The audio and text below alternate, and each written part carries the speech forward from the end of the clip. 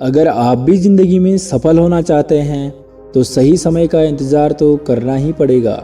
जैसे कोयले को हीरा बनने में भी समय लगता है, जैसे चांद को अपनी मनमोहक चांदनी बिखेरने के लिए रात्रि का इंतजार करना पड़ता है, जैसे सूरज को निखरने के लिए सुबह का इंतजार करना पड़ता है, उसी तरह इंसान को भी सफलता पाने के लिए सही समय का इंतजार करना पड़ता है। तो चलिए शुरू करते हैं। एक बार की बात है, गौतम बुद्ध अपने शिष्यों के साथ एक गांव से दूर किसी बड़े नगर की तरफ जा रहे थे। गर्मी के दिन थे और रास्ता भी बहुत लंबा था। गौतम बुद्ध अपने शिष्यों सहित बहुत देर से चले जा रहे थे, जिस वजह से उन्हें बहुत प्यास लगती है।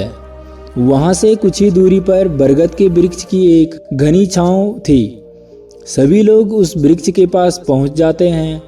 महात्मा बुद्ध अपने शिष्यों सहित वृक्ष की घनी छाया के नीचे विश्राम करने लगते हैं। बहुत देर से चलने की वजह से सभी का गला प्यास से सूख रहा था। यह बात बुद्ध जानते थे। बुद्ध ने अपने एक शिष्य को कहा, बरगद की 2 बार परिक्रमा करो और फिर वापस आओ। शिष्य वैसा ही करता है जैसा बुद्ध ने बताया। परिक्रमा के बाद जब शिष्य महात्मा बुद्ध के पास आया तो बुद्ध बोले, क्या आपको किसी ठंडी हवा का अनुभव हुआ था? शिष्य बोला, हाँ महात्मा बुद्ध, उस उत्तर दिशा की तरफ से मुझे कुछ ठंडी हवा की अनुभव हुआ था। शिष्य की यह बात सुन महात्मा बुद्ध शिष्य से तुरंत बोले कि उसी दिशा में चले जाओ, जरूर वहाँ से कुछ ही दूरी पर एक तालाब अवश्य मिलेगा। उस तालाब से सबके लिए पानी ले आओ। शिष्य उसी दिशा में जब कुछ दूर जाता है तो वहाँ सच में एक तालाब होता है। तालाब देख शिष्य बहुत प्रसन्न होता है और तालाब के निकट जाकर जैसे ही तालाब से पानी भरने लगता है, तभी शिष्य की नज़र वहाँ दूर तालाब में कपड़े धो रही कुछ स्त्रियों पर जाती है। यह देख शिष्य मन में सोचता है कि यह पानी तो गंदा हो गया है, लेकिन जब शिष्य ध्यान से तालाब के पानी को देखता है कि अभी भी तालाब का पानी कुछ साफ नहीं है। इतने में 2 बैलगाड़ी जोर से तालाब के किनारे से होती हुई निकल जाती है। बैलगाड़ी के पहिए तालाब की मिट्टी के ऊपर इतनी जोर से निकलते हैं कि तालाब के नीचे बैठी हुई सारी मिट्टी तालाब के ऊपर आ जाती है, जिस वजह से तालाब का बचा हुआ पानी भी गंदा हो जाता है। यह देख शिष्य बिना पानी लिए क्रोध में महात्मा बुद्ध के पास वापस चला जाता है।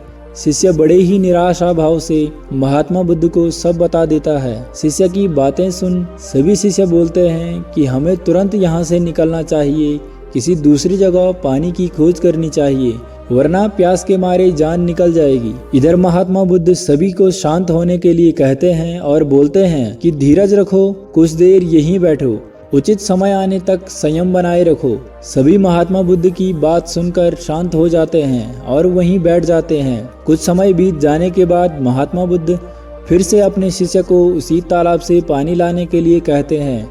शिष्य बिना कोई सवाल किए उसी तालाब से पानी लेने के लिए फिर से चला जाता है। तालाब की हालत देख शिष्य को यकीन नहीं होता। तालाब का पानी पूरी तरह से साफ हो चुका था। यह देख शिष्य बहुत खुश होता है और पानी भरकर महात्मा बुद्ध के पास आता है। सभी पानी पीकर अपनी प्यास बुझाते हैं, लेकिन अभी भी सबके मन में ये एक सवाल था कि आखिर यह चमत्कार कैसे हुआ। तालाब का पानी तो गंदा था। उन्हें लगा कि जरूर ये महात्मा बुद्ध की शक्ति है।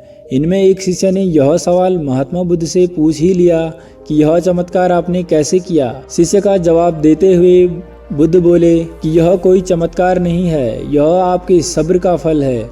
यह फल है आपके सब्र बनाए रखते हुए उचित समय के इंतजार का। जितनी देर हम सब लोगों ने सब्र किया, उतनी देर तक तालाब के पानी के ऊपर तैर रहे सभी गंदे तत्व और मिट्टी तालाब के पानी के नीचे बैठ रहे थे। फिर कुछ देर बाद जब शिष्य वहां तालाब के पास पहुंचा, तब तक सब दूषित कण नीचे बैठ चुके थे, जिस वजह से तालाब का पानी पहले की तरह साफ हो चुका था। तालाब साफ दिखाई दे रहा था। यदि उस समय आप लोगों ने सब्र न किया होता धैर्य न रखा होता तो आप सब इतनी गर्मी में पानी की खोज में प्यासे रहकर शायद अब तक मृत्यु को प्राप्त हो गए होते, क्योंकि यहाँ से अगला कोई तालाब है या नहीं, और होगा भी तो क्या उसका पानी साफ होगा या नहीं। इन सब कारणों से आप कभी प्यास न बुझा पाते और प्यासे ही मर जाते। फिर इतना बोलने के बाद महात्मा बुद्ध शिष्यों को एक सीख देते हुए कहते हैं कि जैसी स्थिति हम लोगों के समक्ष आज आई है, वैसी ही स्थिति और मुश्किल दौर जिंदगी के हर मोड़ पर आएंगे।